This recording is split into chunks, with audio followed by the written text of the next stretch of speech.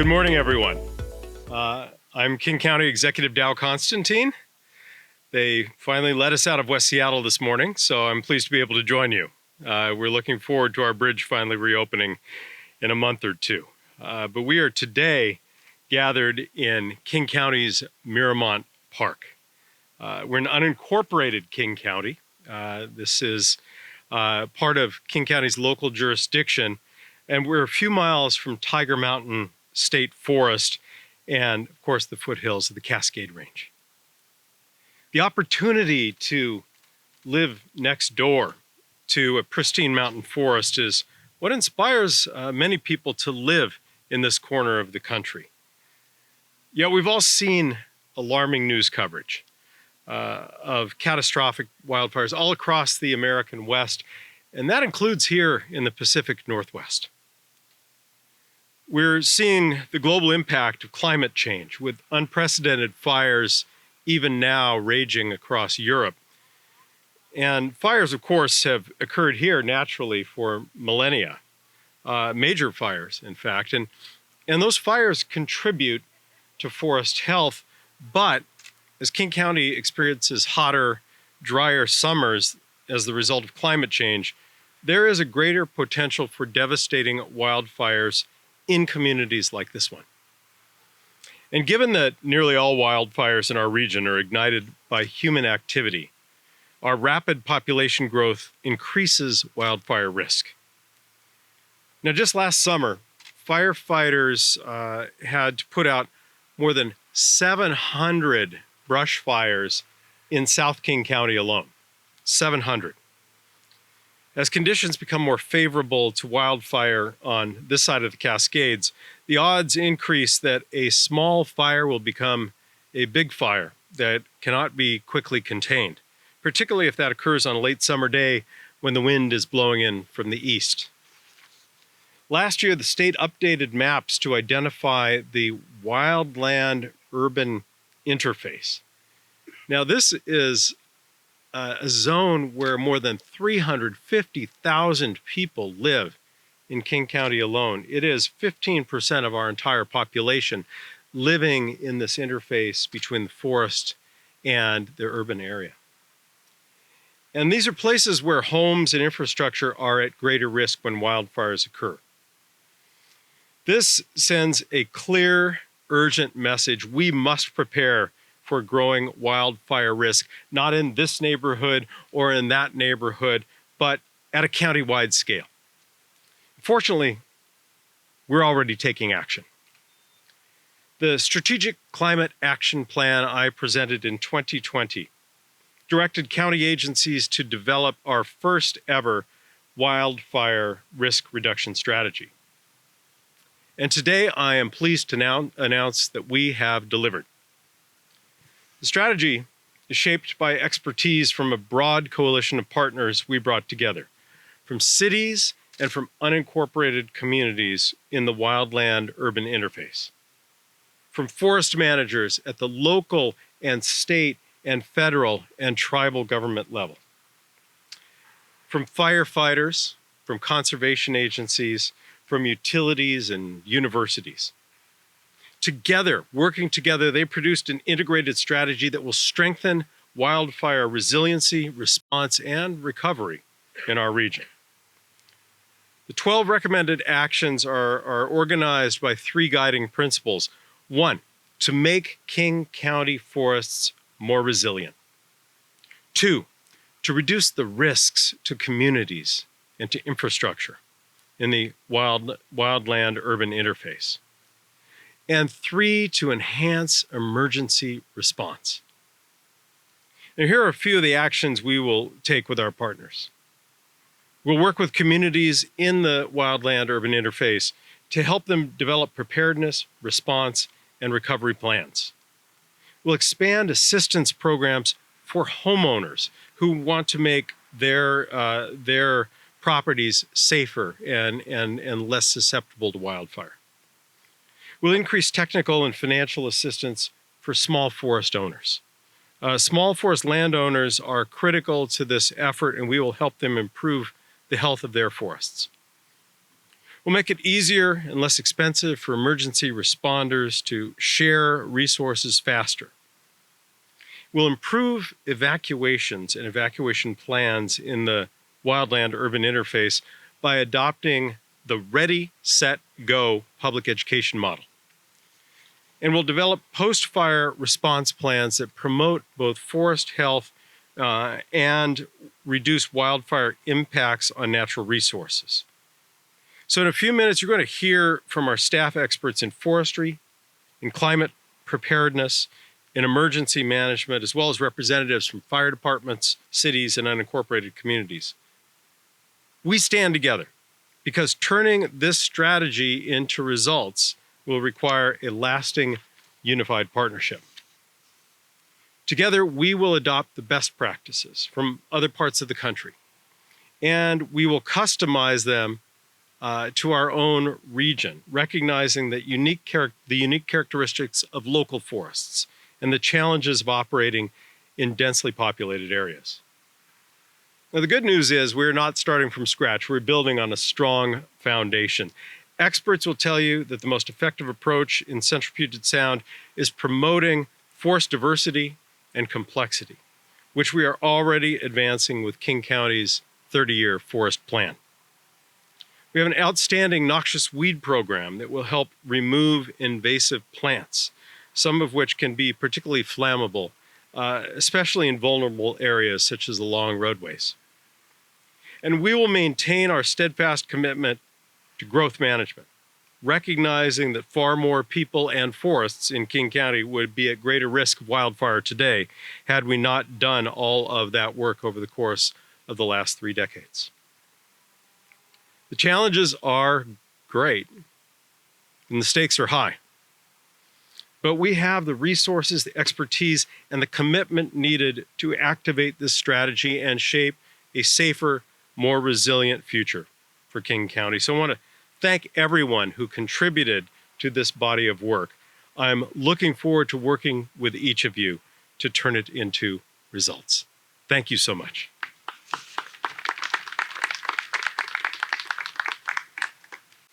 Thank you, Dow. Good morning. I'm Kathleen Farley-Wolf with the King County Forestry Program. This wildfire strategy provides a valuable opportunity to focus on improving the health and resilience of forests in King County, while also taking steps to reduce risk from wildfire to residents and communities. We know that historically very large fires have occurred in Western Washington when we get specific weather conditions. That risk still exists today and is increasing with climate change as the likelihood of warm, dry conditions grows and fire seasons lengthen, so we must be prepared for it. We can all be attuned to extreme weather conditions, particularly in August and September when large fires are most likely to occur, and all county residents can play a critical role by avoiding ignitions. At the same time, our forest planning will focus on resilience of our forests, including their capacity to absorb and recover from disturbance. Our forests have always had a lot of biomass. This productivity is one of their most remarkable characteristics, and it's the reason that they are so valuable for timber, for carbon storage, for a wide range of habitat values. While many forests in the western U.S. have higher fuel loads today than they did historically after a century of fire suppression, in most parts of western Washington, a century without a significant fire is not unusual. This means that while fuel reduction can be valuable near infrastructure, widespread fuel reduction throughout our forests is not needed and would not be effective. However, we can prepare by managing our public and private forests to be the most healthy and resilient condition possible, and by doing advanced planning to respond to fire and for forest recovery following fire. These actions are beneficial to make our forests more resilient, not just to wildfire, but to drought, disease, and other disturbances. We are grateful for the effort of so many partners in developing this strategy and look forward to collaborating on the work ahead so that our forests continue to add to the richness of life in our region. Thank you.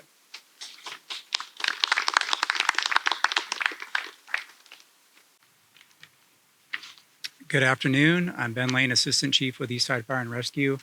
And I just wanted to start by saying, as an Assistant Chief, it's very rare that I actually get to drive a fire apparatus. So if you notice how strategically located this brush truck is behind me, I'd like to take credit for that today. So Eastside Fire and Rescue, we have the honor, privilege, and responsibility of providing fire and emergency services to 5 of the cities that are identified in the plan, and communities such as Miramont here today. We have seen tremendous growth within those cities and unincorporated areas. That growth, coupled with the impacts of climate change, the hotter, drier days, that's placing the need for wildfire preparedness and prevention at the doorsteps of many of our community members. Eastside Fire and Rescue specifically has made some operational adjustments over the past few years. We've increased training. Nearly all of our firefighters are wildland firefighter certified. They have the necessary personal protective equipment. It's much different than what you're accustomed to seeing structural firefighting gear. It's gear that's lightweight, allows for mobility, and can increase the work-rest ratios. In addition to the personal protective equipment, all of our fire apparatus now have a wildland firefighting hose, additional tools. We have fire shelters for safety for crews. And just as you see behind me here, we have 3 additional brush trucks throughout our organization, and we have water tenders strategically located throughout Eastside Fire and Rescue. There's no doubt that a wildfire preparedness strategy is not solely the responsibility of any one individual or agency. It's a collaborative approach. I'm excited to see and support the strategic initiatives that are identified in this plan. And Eastside Fire and Rescue certainly looks forward to having a seat at the table and be supportive as this moves forward. Thank you.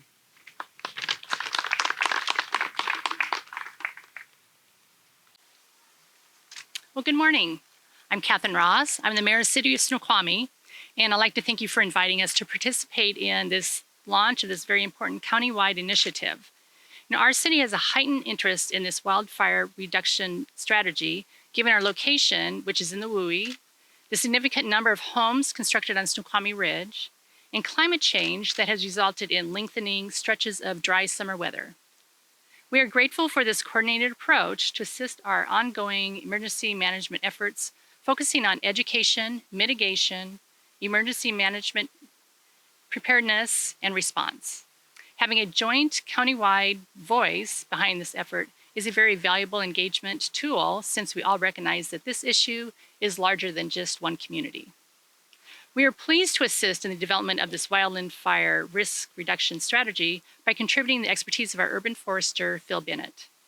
He has also been instrumental in creating the Green Snoqualmie Partnership, which over the past 6 years, this multi-agency partnership has helped reduce wildfire risk by restoring the health of our surrounding forest through the removal of invasive plants, some of which have proven to be flammable accelerants in the wildland fires. The Snoqualmie Fire Department has also been expanding wildland firefighter training opportunities, agency collaboration, and focusing on community education, highlighting the importance of defensible spaces around homes utilizing fire-wise strategies. So thank you again for including Snoqualmie in the development and launch of this important countywide strategy. And we look forward to working with our federal, state, local, and tribal partners on implementation. So thank you.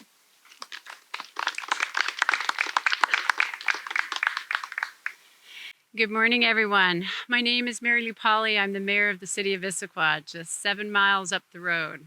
Good neighbors here down in Miramont.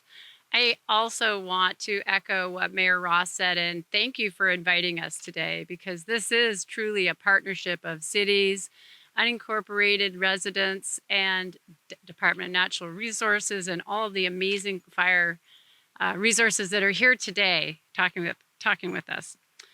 Issaquah sits at the wildland-urban interface, and that is what makes it beautiful, and that is what creates these challenges. We have homes and businesses that are completely surrounded by wilderness.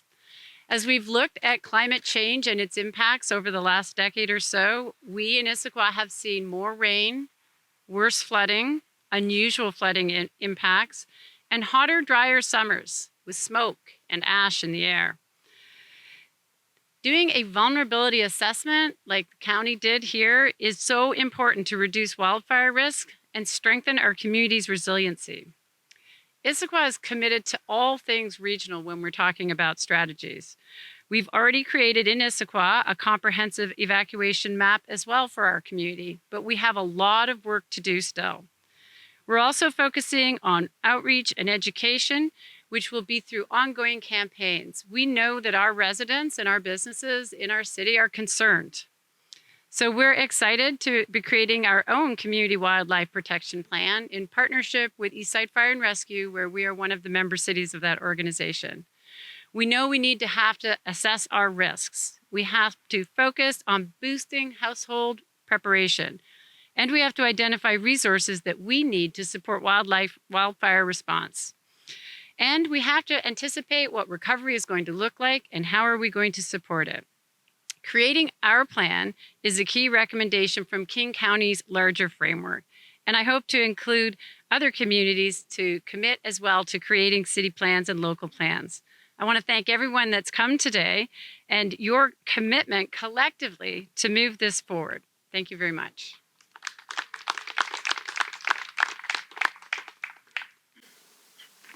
My name's Linda Shepard, and I'm a resident of Miramont. I've lived here since 1988, and I was, as president of the Miramont Community Association, in 2015, I initiated the Firewise program in Miramont. After DNR and Parks came to give a talk about Firewise as part of our speaker program. We formed a Firewise committee and worked with DNR and Parks to create a 51-page wildland community wildfire protection plan for Miramont, which is posted on our website. Each year we sponsor an educational event about Firewise and hold an annual chipper days, which is to take fuels from our property and get them chipped up, and those chips then are used for landscaping purposes and to line the trails in our park. We also sponsored a program to help homeowners get street address signs to help, and they have reflective numbers on them, so it helps the community emergency personnel to find their homes. We encourage residents to get a free wildfire risk assessment from KCD. So we've been grateful for the support from KCD and Eastside Fire and Rescue for various of the projects that we've been doing. Personally, I found the wildfire risk assessment helped me prioritize what I need to do around my home. We limbed up many trees and participated in chipper days. I put screening around the decking to keep my sparks out from igniting materials that are stored there. I replaced my wood decks with recycled PVC decking that's approved for the urban wildland interface zone. I just had my roof replaced with asphalt shingles. When Miramont was originally formed in 1962, everybody was required to have cedar shakes on their roofs. We've trimmed plants back from around the house and have more work to do there. As you know, plants keep growing, and after several years of drought and hotter summers, we've had more dead trees and branches to remove. So being Firewise is a process of constant maintenance and gradual renewal and upgrading. So I hope more people and more communities will become involved in working together and become more Firewise. Thank you.